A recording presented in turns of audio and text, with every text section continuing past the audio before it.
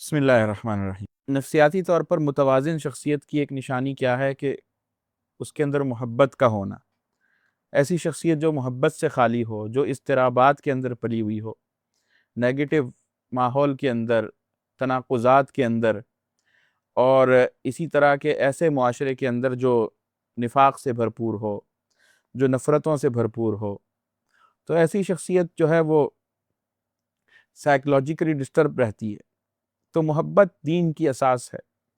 محبت کا جذبہ سب سے بڑا طاقتور جذبہ ہے، اور اسی سے بہت سارے تعلقات اور اسی سے بہت ساری وابستگیاں نکلتی ہیں کہ انسان کے ایمان کا ایک بہت بڑا حصہ اسی سے جڑا ہوا ہے۔ سب سے پہلی چیز جو عبادت ہے، عبادت کے اندر بھی خلاصہ عبادت کا یہی ہے کہ اللہ کی محبت انسان کے ایسے، یعنی انسان کی ایسی کیفیت کے ساتھ محبت کہ اس میں انسان اپنے آپ کو بالکل ذلت کے آخری درجے میں رکھتے، اور پھر اللہ تعالیٰ کی محبت کو بالکل عروج پر رکھے۔ تو محبت کا ہونا، اور وہیں خوف بھی ہے اللہ تعالیٰ کا محبت کے ساتھ ساتھ، تو خوف اور امید دونوں کا ہونا، یہ ثابت قدمی کے اور متوازن ہونے کے ایک بہت بڑے اسباب میں سے ہیں کہ ایک بیلنسڈ پرسنالٹی جو ہے، ایک بیلنسڈ مومن جو ہے، اس کے اندر کیا چیز ہوگی؟ محبت کا جذبہ اس کے اندر ہوگا، اور بڑی قوت کے ساتھ ہوگا۔ تو جو شخص محبت سے محروم ہو گیا، جس شخص کے اندر محبت نہ رہی، وہ شخص ساری کی ساری خیر سے محروم ہو گیا۔ وہ شخص بڑے سے بڑے اعمال کر لے، قانونی طور پر ان کو پورا کر لے، وہ شخص اللہ کے قرب کو نہیں پا سکتا، وہ شخص اضطراب میں رہے گا۔ اسی طرح آپ دیکھ لیں کہ اس محبت کو نہ سمجھنے کی وجہ سے، قانونی طور پر صرف چیزوں کو لینے کی وجہ سے کیسا انحراف اور کیسا غلو پھیلا ہے، کہ فکری بے راہ روی پھیلی، کہ اللہ کے بندوں کو چھوٹی چھوٹی بات پر دین سے خارج کرنا، اللہ کے بندوں سے نفرت کا پورا کلچر عام کرنا، اللہ کے بندوں سے تعلق کو نفرت کی بنیاد پر استوار کرانا، اور اس کو ایمان کی جو ہے وہ اساس قرار دینا۔ تو دونوں چیزیں ہیں۔ سب سے پہلی چیز ہے الحب فی اللہ، اللہ کے لیے محبت کرنا۔ تو جو اللہ کے لیے محبت کرنا نہیں سیکھ سکا، وہ اللہ کے لیے نفرت کرنا یا اللہ کے لیے جو بغض کرنا ہے اس کو سمجھ ہی نہیں سکتا۔ اللہ کے لیے محبت کرنا جو شخص سیکھ جائے، اللہ سے محبت کرنا جو سیکھ جائے، وہی اس کے دوسرے پہلو کو سمجھ سکتا ہے۔ تو جس شخص کی نظر میں پہلا پہلو مؤخر ہو گیا، دوسرا پہلو جو البغض فی اللہ ہے وہ مقدم ہو گیا، تو وہ شخص انتہاؤں پر ہی رہتا ہے، کبھی کسی انتہا پر، کبھی کسی انتہا پر۔ تو سب سے پہلی چیز کیا ہے؟ محبت۔ اور محبت ہی ایک شخصیت کے اندر اعتدال پیدا کرتی ہے، اس کی شخصیت کو متوازن بناتی ہے، لوگوں کے ساتھ اس کے اخلاق کو درست کرتی ہے۔ جب انسان کی حالت یہ ہو کہ انسان ایک غیر متوازن ماحول کے اندر پرورش پایا ہو، نفسیاتی اضطراب کے ماحول میں پرورش پایا ہو، اور نفرتوں کے ماحول میں پرورش پایا ہو، تو ایسا شخص پھر مشکلات کا شکار رہتا ہے۔ تو اس کے بعد جو چیز ہے وہ کیا ہے کہ کیف یمکن ان نصل الی درجۃ السویۃ النفسیہ، یہ نفسیاتی توازن ہمیں کس طرح حاصل ہو جائے گا؟ اس کی المعانی التي تتکون منها السویۃ النفسیہ، تو وہ معانی، وہ مزید صفات جو انسانی شخصیت کے توازن پر دلالت کرتی ہے، یا جو کیفیات اسے اپنے اندر رکھنی ہوں گی، تو سب سے پہلی چیز کیا ہے؟ الامان والذی یعبر عنہ بالطمأنینہ، ایک مطمئن شخصیت کا ہونا، اطمینان کا ہونا یا امان کا، یعنی وہ قابل امان شخصیت ہو، اس سے لوگوں کو امن مل سکے، لوگوں کو اس سے اطمینان محسوس ہو، اس کے اندر یہ صفت ہو، اور وہ اطمینان کی کیفیت میں رہ سکتا ہو۔ اضطراب اس کی ضد ہے، اور اس کا امام ابن حزم رحمہ اللہ فرماتے ہیں کہ کیا ہے کہ اس میں نخوت ہونا، جو تسمیتها بالنخوة والشہامة والفتوة۔ فتوہ کا کیا مطلب ہے؟ جواں مردی، ایسا شخص جس میں جواں مردی ہو، ایسا شخص جس میں عزت نفس ہو، اپنے آپ کو ہر وقت کوستا رہتا ہو، ذلت نفس کا شکار ہو، اپنے آپ کو وہ کوئی حیوان سمجھتا ہو، یا ایسے کسی ماحول سے گزرا ہو کہ وہ ٹارچر سہ کے اس کے نزدیک کسی حقیر سے حقیر چیز سے بھی زیادہ بے وقت وہ رہ گیا ہو، اس کے اندر سے عزت نفس کے سارے معنی کچل دیے گئے ہوں، اس کے اندر سے نخوت کے، اس کے اندر سے جواں مردی کے سارے احساسات جو ہیں وہ اصلاح کے نام پہ، تزکیے کے نام پہ کھرچ دیے گئے ہوں، ایسا شخص کبھی متوازن نہیں ہو سکتا، ایسا شخص بے معنی رہے گا۔ تو امان کا مطلب یہی ہے، اطمینان کا مطلب یہی ہے۔ اسی طریقے سے کہتے ہیں کہ العزت القوت وما تتضمنه من التجربة والخبرة القناعة والرضا العزیمہ، عزت، قوت، تجربہ، قناعت، رضا، عزیمت، یہ ساری وہ صفات ہیں محبت کے ساتھ ساتھ، یہ وہ صفات ہیں جو ایک متوازن شخصیت میں ہونی چاہیے، کہ عزیز نفس ہو وہ اس کے نزدیک جب ایک ہے عجب کے اندر مبتلا ہونا، عزت نفس یہ چیز نہیں ہے، عزت نفس یہ نہیں ہے کہ آدمی عجب میں مبتلا، جو وہ ہے ہی نہیں وہ اس میں، لیکن ذلت نفس کیا ہے کہ وہ ذلت سہنے کی بسا اوقات بعض لوگوں کو عادت ہو جاتی ہے، ذلت سہنے میں مزہ آتا ہے، یہ متوازن شخصیت نہیں، یہ سویت النفسیہ نہیں ہے۔ ایک آدمی کو ذلت اپنی کروانے میں مزہ آتا ہو، وہ اپنی ذلت کروانے کو باقاعدہ جو ہے وہ لطف کا ذریعہ سمجھتا ہو، بار بار وہاں جاتا ہو جہاں پہ اس کو رون دیا جاتا ہے۔ اس وقت ہمارا اجتماعی جو نفسیات ہے ہماری وہ یہ ہوگی، ملک کی سطح پر بھی جو ہماری جتنی زیادہ بے عزتی کرے گا وہ ہمارے نزدیک اتنا زیادہ قابل عزت ہوگا، بار بار کفار کے در پہ ہم جائیں گے وہ ہمیں ذلیل بھی کریں گے۔ عزت وہ جو وَلِلَّهِ الْعِزَّةُ وَلِرَسُولِهِ وَلِلْمُؤْمِنِينَ، مومن کی عزت ہوتی ہے بھائی، مومن ذلیل نہیں ہوتا، مومن حقیر نہیں ہوتا، مومن غیرت کے سارے معنی سے عاری نہیں ہوتا۔ تو کہتے ہیں کہ یہ ساری صفات، عزت نفس، شجاعت، اسی طریقے سے قوت، اسی طریقے سے جواں مردی، اسی طریقے سے قناعت پسندی ہو اس میں، اسی طریقے سے عزم کا پختہ ہو، یہ ساری وہ صفات ہیں جو ایک مومن میں ہونی چاہیے، اور ان پہ تفصیل سے ہم آگے چل کے ایک ایک صفت کو لے کے پڑھیں گے، جس طرح ہم نے ابھی محبت کی صفت کو بیان کیا۔ پہلے تو ہم نے آپ کو بتا دیا کہ جو پہلی جو دو چیزیں ہیں وہ تو کامن ہے کہ آپ کے قلب کے اوپر آپ کی جو ہے وہ نظر ہو، قرآن سے آپ کا تعلق ہو، پھر آپ کے اندر جو صفات پیدا ہونی چاہیے ان چیزوں کے نتیجے میں وہ یہ ہیں کہ محبت آپ کے اندر ہو، اور پھر آپ کے اندر یہ باقی صفات پیدا ہوئی بھی ہوں۔ ان پہ ایک ایک پہ ہم تفصیل سے بات کریں گے کہ ان کا کیا مطلب ہے۔ اب ہم آتے ہیں ان صفات کی طرف، مس صفات التی ان وجدت لن یکون الانسان سویا النفس، وہ صفات جو نفسیاتی توازن کے یا ایک متوازن، ایک بیلنسڈ، ایک مومن کی شخصیت کے خلاف ہیں، جو مومن میں نہیں ہونی چاہیے، ایک زبردست، ایک کامل مومن۔ الضعف المؤمن القوی خیر واحب الی اللہ من المؤمن الضعیف وفی کل خیر، مومن کمزور نہیں ہوتا، ضعف، اس پہ بھی ہم تفصیل سے بات کریں گے آگے چل کے۔ الخوف، خوف، ہر چیز سے ڈر رہا ہے، بلی سے ڈر رہا ہے، چوہے سے ڈر رہا ہے، لال بیگ سے ڈر رہا ہے، پھر جناب اس سے ڈر رہا ہے، اس سے ڈر رہا ہے، پھر آج کے دور کے نفسیاتی خوف الگ ہے، امتحانوں میں کم نمبر آنے سے ڈر رہا ہے، معاشرے میں پیچھے رہ جانے سے ڈر رہا ہے، 2 پیسے کم کمانے سے ڈر رہا ہے، اتنے کوئی خوف ہیں اس بیچارے آج کے انسان پہ نفسیاتی طور پر کہ نفسیاتی طور پر ڈیمیج ہو چکا ہے۔ خوف، ہم اور حزن، ہر طرح کے خوف ہیں، ماضی کے اندیشے، مستقبل کی پریشانیاں، خام خواہ کے خوف اس نے اپنے اوپر طاری کر کے رکھے ہوں۔ السخط، خام خواہ کی ناراضگیاں اس کے اندر نہیں ہوتی، چھوٹی چھوٹی بات پہ آج کے نوجوان کا بہت بڑا مسئلہ ہے، چھوٹی سی بات پہ جاؤ یار میں تم سے ناراض ہوں۔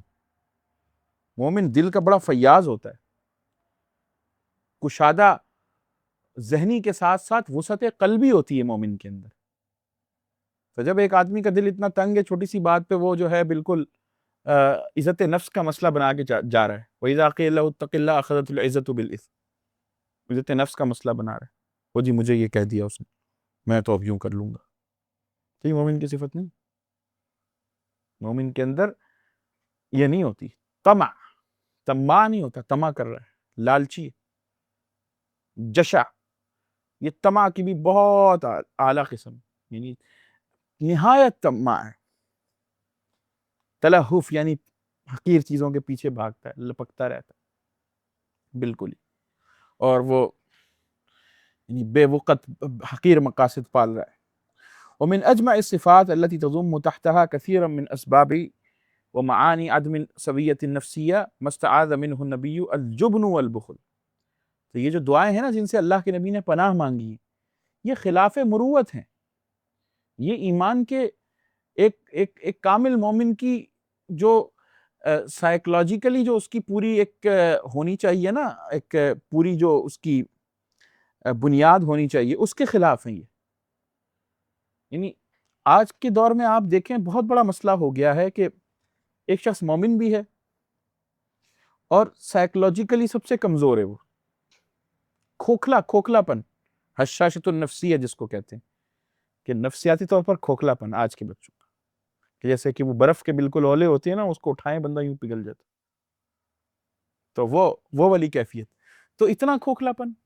اللہ کے نبی صلی اللہ علیہ وسلم نے کہتے ہیں کہ وہ جو جامع چیزیں نا، دو چیزیں، جبن والبخل، ففیہما دناءۃ النفس وخستها وفیہما من الامراض التي قد تؤدی الى عدم ثبات الانسان والانتکاسہ۔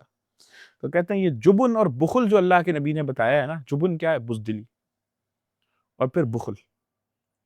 بخیل صرف انسان پیسوں کا نہیں ہوتا ہے، بخل بڑی جامع چیز ہے۔ بخیل، بعض لوگ احساسات کے بخیل ہوتے ہیں، وہ باپ جو اپنے بیٹے پر اپنی محبت کو نچھاور نہیں کر پا رہا، اس کو دو لفظ محبت کے نہیں کہہ پا رہا، وہ دوست جو اپنے کسی ساتھی کی اچھائی پر اس کی تعریف نہیں کر پا رہا، اس کے اوپر کوئی سکتہ طاری ہو جاتا ہے، وہ استاد جو اپنے شاگرد کے تھوڑا سا آگے بڑھ جانے پر اس کو اپریشیٹ نہیں کر پا رہا، وہ شاگرد، وہ بچہ جو اپنے سے کسی بڑے پر جو ہے وہ یعنی اس سے معافی نہیں مانگ پا رہا، اس سے جو ہے وہ اپنی یعنی غلطی کا اعتراف نہیں کر پا رہا، یہ بخل ہے ساری چیز۔ یعنی ایک باپ جو ہے وہ آج کے دور کے اندر آپ دیکھ لیں اس کی کیا کیفیت ہے، بھئی دل میں میرے محبت ہے، بیٹا بیچارہ ترس گیا آپ کا کہ آپ اس کو کوئی محبت سے دو لفظ کہہ دیں، آپ کے دل میں اس کی محبت ہے۔ بیٹا باپ کو نہیں کہہ پا رہا کہ ابا آپ مجھے بڑے اچھے لگتے ہیں، آپ سے مجھے بہت محبت ہے، میں آپ کو ناراض نہیں کرنا چاہتا، مجھ سے غلطی ہو جاتی۔ تو آج کیا ہمارے دور میں احساسات کا بخل ہے، یعنی احساسات کا جو ہے نا وہ ہمارے یہاں فقدان ہو گیا ہے۔ کہ اللہ کے نبی صلی اللہ علیہ وسلم کیا کہہ رہے ہیں ایک صحابی کو، کہ وہ کہہ رہا ہے کہ مجھے یا رسول اللہ فلاں سے محبت ہے، اللہ کے نبی صلی اللہ علیہ وسلم کہتے ہیں جاؤ اپنے بھائی کو بتا دو کہ تمہیں ان سے محبت ہے۔ آپ تصور کریں، فقر المشاعر جسے ہمارے بعض علماء نے کتابیں لکھی، فقر المشاعر، مشاعر کا، احساسات کا فقر، 100 سے زیادہ بلکہ 1000 سے زیادہ غلط فہمیاں اسی پر ہیں۔ اس نے مجھے یہ نہیں کہا، اس نے مجھے یہ نہیں بتایا۔ گھریلو معاملات کے اندر دیکھیں، میاں بیوی کے اندر انڈرسٹینڈنگ نہیں ہو رہی، کیا ہے؟ دو لفظوں کا بخل ہے، احساسات کا بخل۔ تو بھائی اللہ کے نبی صلی اللہ علیہ وسلم نے باقاعدہ آپ کو سکھایا ہے کہ آپ کو بخیل نہیں ہونا چاہیے، صرف مال کا بخل نہیں ہوتا، الفاظ کا بخل، اور الفاظ بسا اوقات بعض لوگوں کو مال سے زیادہ، بعض لوگ مال سے زیادہ الفاظ کے بخیل ہوتے ہیں۔ خرچ تو کر رہا ہوں سب کچھ، اس کو جو کچھ چاہیے ہوتا ہے لے کر دیتا ہوں، کس چیز کی کمی ہے اس کو؟ آپ کے الفاظ کی کمی ہے میاں، آپ ابو بن کے دکھائیں ان کے، بیٹا آپ کے ابو ہمارے، میں ساری چیزیں کرتا ہوں، تو بیٹا آپ کے الفاظ کی کمی ہے، ان کی طرف سے سختی ہے، آپ ان کو کہیں، کچھ الفاظ کہہ دیں آپ۔ بیوی ہے، بیوی جناب وہ یہ اس کو سارا کچھ تو لے کے دے رہا ہوں میں، بھئی آپ کبھی اس کی تعریف بھی کر دیا کریں۔ کیوں؟ اللہ کے نبی نے کہا کہ تمہیں ایک شخص سے محبت ہے تو اس کو جا کر کہہ دو۔ ہزاروں غلط فہمیوں کی بنیاد یہاں پہ آ کے اس بخل پہ کھڑی ہوئی ہوتی، کیونکہ انسان مال کا بخیل نہیں ہوتا، احساسات کا بخیل ہوتا، اچھے کلمات کہنے کا بخیل ہوتا۔ اور یہ بخل آج کے دور میں مال کے بخل سے زیادہ فساد پھیلا رہا ہے۔ کوئی بات نہیں ہوتی، بس غلط فہمی پیدا ہو گئی، چھوٹی چیز پہ غلط فہمی پیدا ہو گئی، تو بخل ہے۔ تو بخل ہر طرح کا، بخل معنوی ہو یا لفظی ہو، ہر طرح کا بخل مروت کے خلاف ہے۔ ایک کامل مومن کی صفات کے خلاف ہے. کامل مومن کی یہ صفت نہیں ہوتی. بزدلی ہی بخل کو پیدا کرتی ہے نا. بزدل آدمی ہوتا ہے جو نہیں کہہ سکتا. مال خرچ کرنے میں بھی انسان بزدل ہے، اور اس کو لگتا ہے کہ میں اگر اسے کوئی 2 لفظ کہہ دوں گا تو یہ خراب ہو جائے گا. اس کو لگ رہا ہے یہ ہوتا ہے. بیوی سر پہ چڑھ جائے گی، 2 تعریفیں اس کی کر دوں گا تو سر پہ چڑھ جائے گی.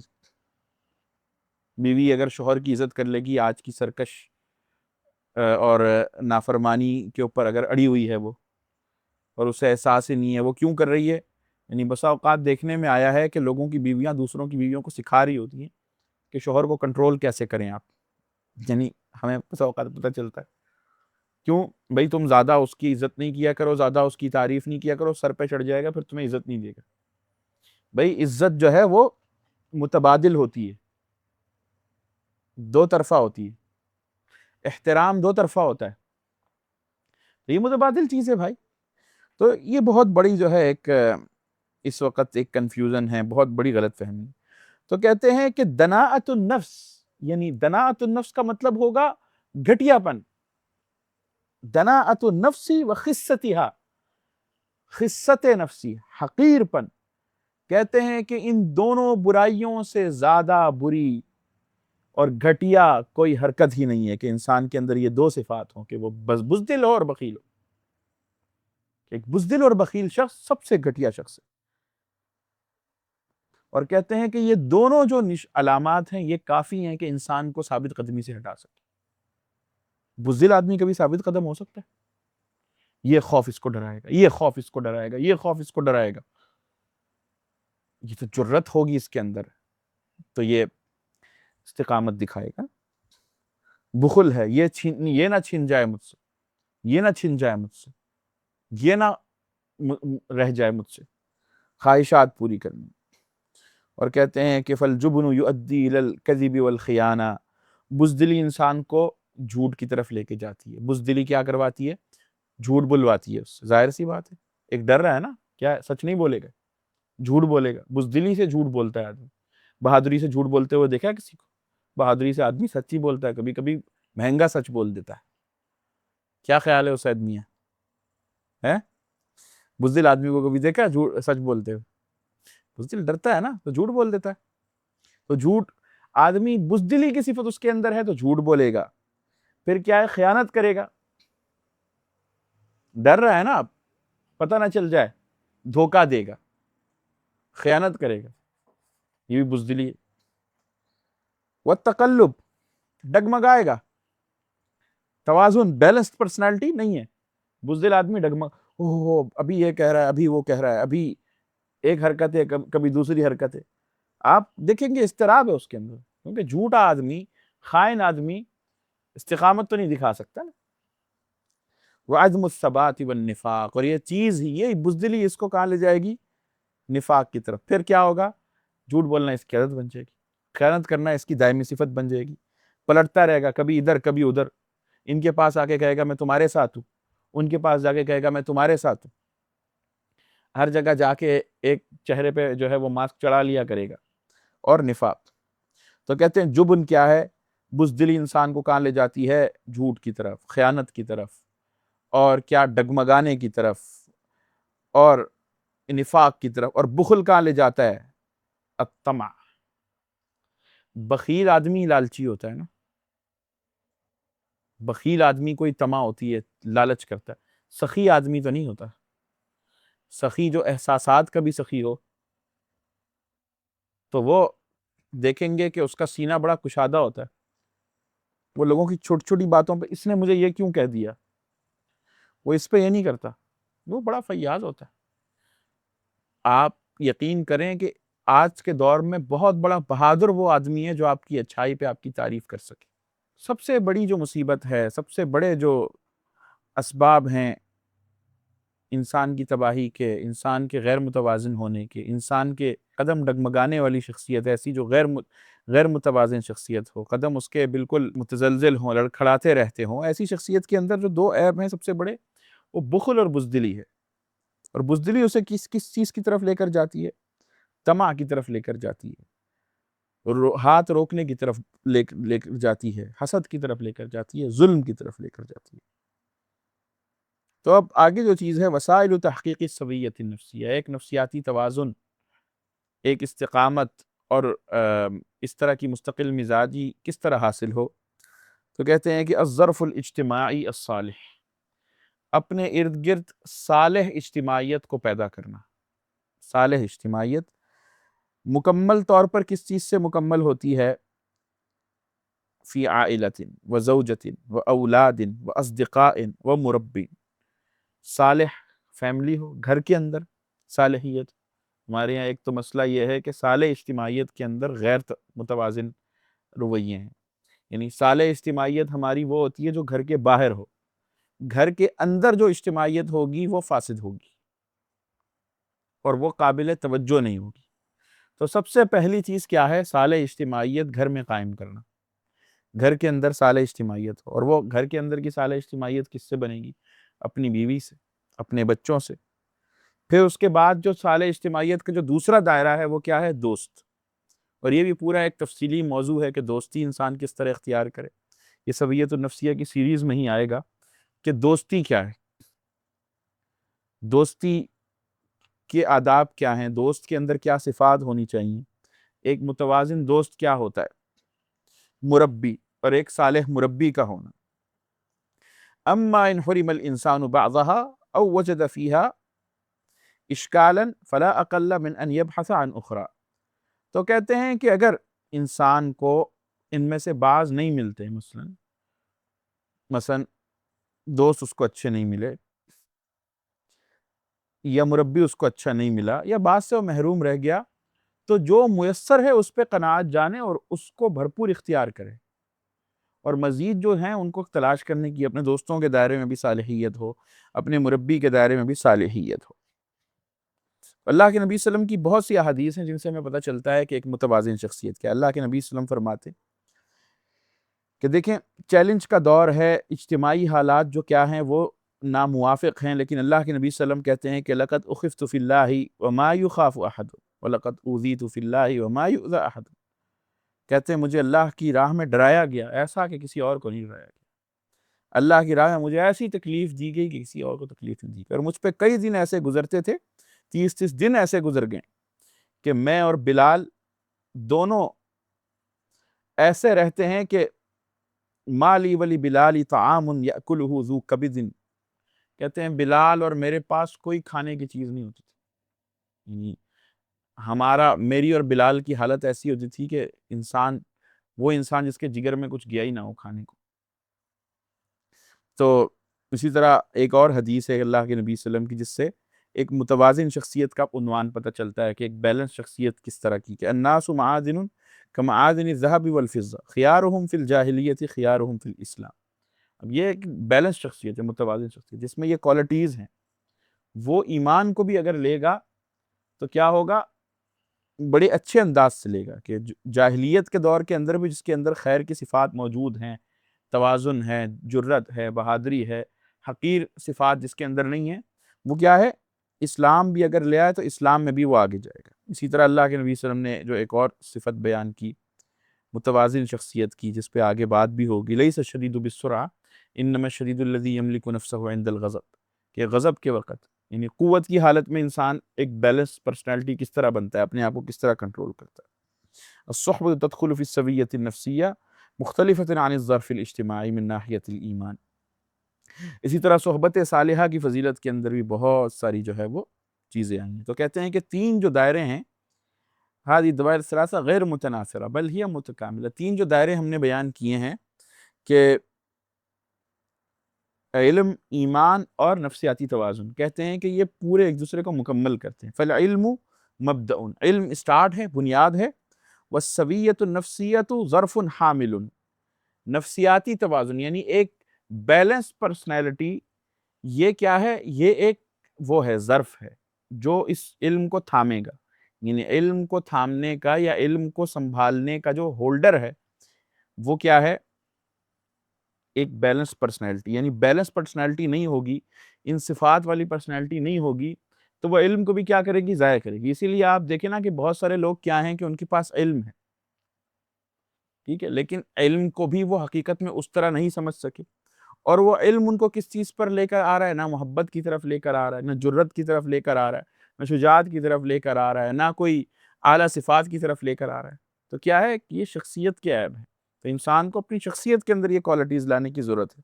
تو کہتے ہیں العلم مبدأ والسویۃ النفسیۃ ظرف حامل والایمان غایۃ ومنتہا، اور اس کا جو نتیجہ ہے یعنی علم، ایک متوازن شخصیت، یہ دونوں جب ملیں گے تو جو نتیجہ ہوگا وہ کیا ہوگا؟ ایک صحیح ایمان پیدا ہوگا، صحیح ایمان جنم لے گا۔ ومن اعظم قوانین السعادۃ النفسیۃ استعن باللہ ولا تعجز، تو کہتے ہیں کہ نفسیاتی طور پر خوش رہنے کے عظیم ترین قواعد، عظیم ترین اصول، کہ ایک انسان نفسیاتی طور پر کس طرح متوازن رہے، کس طرح جو ہے سعادت اس کو حاصل ہو، خوشی حاصل ہو، کہ اللہ کے نبی صلی اللہ علیہ وسلم کی جو حدیث ہے وہ اتنی جامع ہے۔ اللہ کے نبی صلی اللہ علیہ وسلم فرمایا احرص علی ما ینفعک، جو چیز تمہارے لیے نفع بخش ہو اس کے حاصل کرنے کی کوشش کرو، واستعن باللہ، اللہ سے مدد مانگو، ولا تعجز، اور بے ہمت نہ بنو، پست نہ پڑو۔ تو انسان کی جب ہمت پست ہو جاتی ہے، انسان بے ہمت ہو کے گر پڑتا ہے، تبھی پھر وہ غموں کے اندر گھرتا ہے۔ تو انسان کو چاہیے کہ علم کو، صحبت صالحہ کو، اور اسی طریقے سے ایمان کو اپنی شخصیت کو نکھارنے کے لیے استعمال کرے، اور اپنی شخصیت کے اندر جو عیب ہیں جو یہاں بیان ہوئے ان کو دور کرے۔ اور ایک اور جو اہم ترین چیز ہے وہ کیا ہے؟ الدعاء بالتزکیہ، فالنبی صلی اللہ علیہ وسلم کان یدعو دائما ویستعیذ دائما من الہم، کہ اللہ کے نبی صلی اللہ علیہ وسلم ہمیشہ غم سے پناہ مانگا کرتے تھے۔ اللہ کے نبی صلی اللہ علیہ وسلم غم سے پناہ مانگا کرتے تھے، اللہم انی اعوذ بک من الہم والحزن۔ تو مومن کو بھی کیا چاہیے کہ جو نفسیاتی طور پر سعادت کے اسباب ہیں، دیکھیں صحبت صالحہ، جب انسان کو اچھے دوست میسر ہوں، اچھی صحبت میسر ہو، اچھے گھر والے، اچھی بیوی ہے، اچھے بچے ہیں، صالح ہیں، ایک دوسرے کی معاونت کر رہے ہیں، تو انسان کو باہر سے غم کے جتنے بھی اسباب ہوں یہ چیزیں اس کو اسٹرانگ کرتی ہیں، مضبوط کرتی ہیں، انسان کو روکتی ہیں ٹوٹنے سے۔ لیکن اگر یہ جو چیز ہیں جہاں پہ انسان کو امان ملنی ہے نفسیاتی طور پر، جہاں پہ انسان کو سکون ملنا، اطمینان ملنا ہے، یہی جب خراب ہوں تو باہر سے خوشی کے جتنے بھی سامان پیدا ہو گئے ہوں کیا ہے؟ کچھ بھی نہیں ہے، بجھا بجھا رہے گا بیچارہ۔ تو یہ صورتحال ہے۔ تو انسان کو کیا چاہیے کہ اپنے اندر یہ ساری صفات پیدا کرے، ایمان پیدا کرے۔ شیخ مصطفیٰ صبری رحمہ اللہ بہت بڑے عالم تھے، ان کا قول ہے، وہ کہتے ہیں لا اعلم سبب من الاسباب التي يمكن ان تؤدي الى غلبة شعور الرضا واليقين والثقة بالله ولا يكون غرورا مثل الانغماس في العمل الاسلام ونصرته والدفاع عنه۔ تو کہتے ہیں کہ مجھے اللہ کی رضا، اللہ پہ اعتماد اور اللہ پہ یقین کے جتنے بھی اسباب ہیں ان میں سے کوئی سبب ایسا نہیں ملا جو سبب اللہ کے دین کے لیے کام کرنے، اللہ کے دین کی نصرت کرنے اور اللہ کے دین کے دفاع کے کام میں لگ جانے سے زیادہ یہ تصورات اور یہ معانی آپ کے اندر پیدا کر سکتا۔ تو کہتے ہیں کہ انسان کو چاہیے کہ اللہ کے دین کے ساتھ لگ جائے، اللہ کے دین کی نصرت کے ساتھ، اللہ کے دین کے لیے کام کرنے پہ لگ جائے، تو اس کو جو رضا، جو یقین اور جو اللہ پہ اعتماد حاصل ہوگا وہ بہت بڑا ہے۔ اور ابن قیم رحمہ اللہ کیا کہتے ہیں کہ من اعظم اسباب الثبات ان تدرک ان هذه المعانی وامثالها مما يستنبط من الكتاب والسنة هي الحیاة الحقیقیہ واما ما سواها فهو جہل مطبق وان تدرک الفقر فی الطرق الاخرى غیر الاسلام۔ تو کہتے ہیں کہ استقامت اور ثابت قدمی کیا ہے کہ آپ کو یہ کیفیت حاصل ہو جائے کہ آپ کو یہ یقین ہو کہ کتاب و سنت سے جو حقیقت ہمیں مل رہی ہے وہی اصل میں زندگی ہے، اس کے سوا جو کچھ ہے وہ نرا جہل ہے۔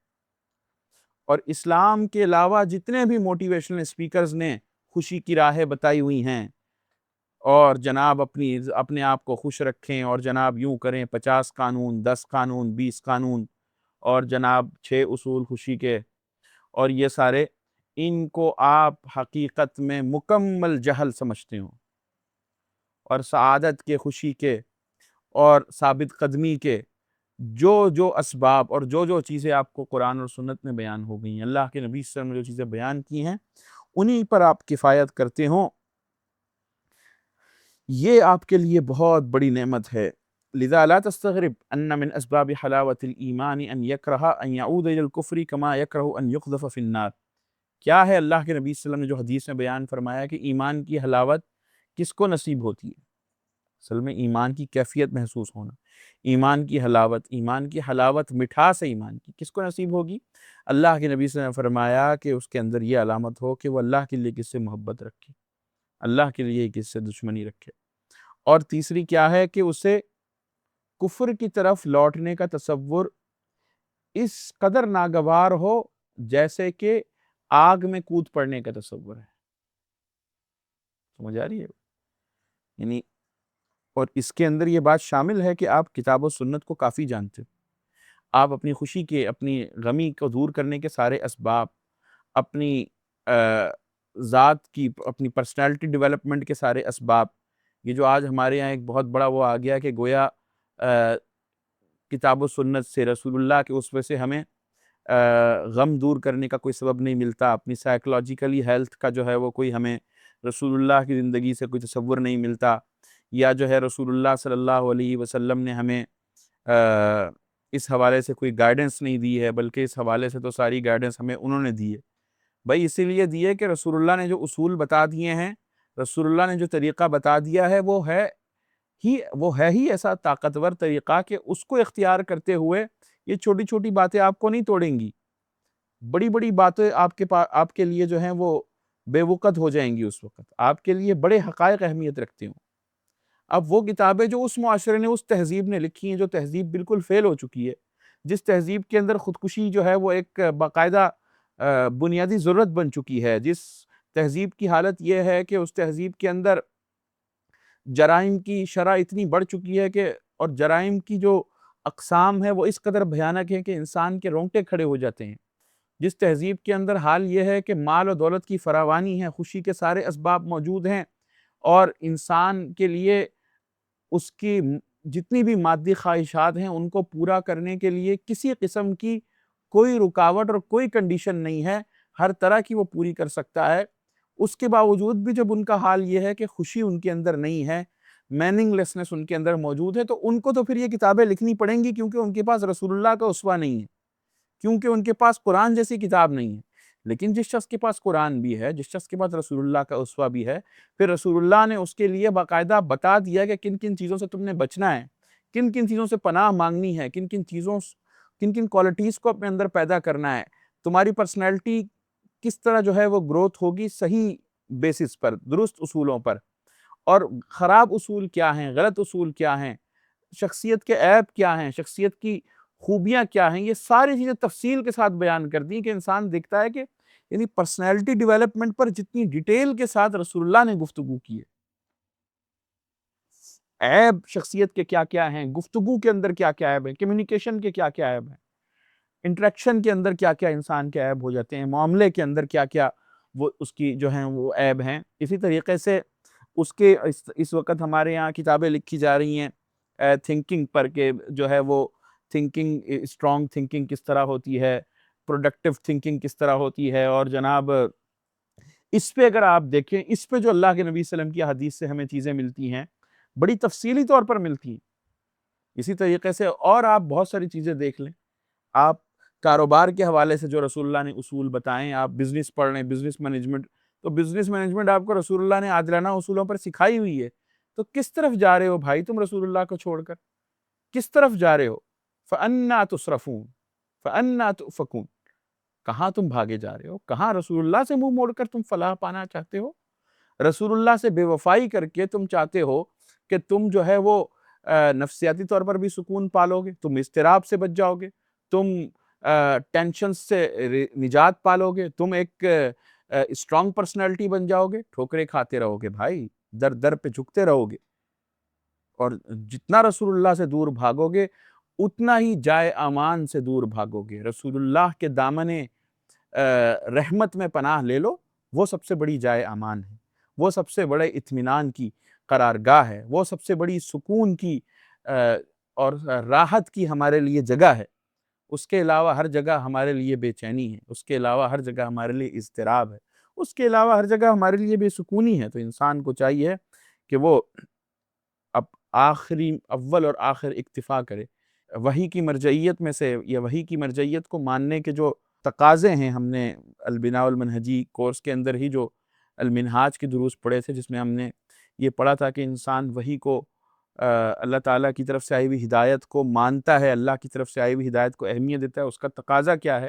اس کا تقاضا یہ ہے الاستغناء والاستبشار، کہ باقی جتنی بھی ہدایات آئی ہوئی ہیں انسانی دماغوں سے، انسانی عقلوں سے، انسانی کوششوں کے نتیجے میں، ان کو حقیر جانے آسمان سے آئی ہوئی ہدایت کے مقابلے میں۔ آسمانی امت ہے یہ، آسمان سے آئی ہوئی ہدایت پر چلتی ہے، لوگوں کی شہوات کے نتیجے میں، لوگوں کی خرافات کے نتیجے میں بنائے ہوئے اصولوں پر نہیں چلتی۔ اس امت کا امتیاز ہی یہ ہے کہ یہ زمین پر قائم واحد آسمانی امت ہے جو اپنے اصلی پیغام کے ساتھ بچی ہوئی ہے، اور اس کو بنانے کے لیے، اس امت کو بنانے کے لیے جو ہدایات اور جو ڈائریکشنز آئی ہیں وہ بھی آسمان سے، رسالت مآب صلی اللہ علیہ وسلم کی صورت۔ تو جو آدمی آسمانی ہدایت کو چھوڑ کر، جو آدمی اعلیٰ کو چھوڑ کر ادنا کی طرف جائے، جو آدمی طیبات کو چھوڑ کر خبائث کی طرف جائے، اس کی عقل پر کیا بندہ ماتم کرے۔ تو آج کے دور کا بہت بڑا فتنہ ہے، اس لیے اس پر بات کرنی بہت ضروری ہے۔ اس پر تفصیل سے انشاءاللہ مزید نشستوں میں ہماری بات بھی ہوگی۔ آگے جو ہے وہ ہم انسانی نفس کی جو قوت کے معیارات ہیں کہ ایک طاقتور پرسنالٹی کس طرح ڈیولپ ہوتی ہے، پرسنالٹی مومن کی ایک پرسنالٹی گروتھ کس طرح ہوتی ہے، اس کے اندر کیا کیا ایلیمنٹس جو ہیں وہ کار فرما ہوتے ہیں، یہ ساری چیزیں ہم تفصیل سے پڑھیں گے انشاءاللہ۔ اللہ تعالی ہمیں ثابت قدمی عطا کرے اور ثابت قدمی کے اسباب کو اختیار کرنے کی توفیق دے۔ السلام علیکم۔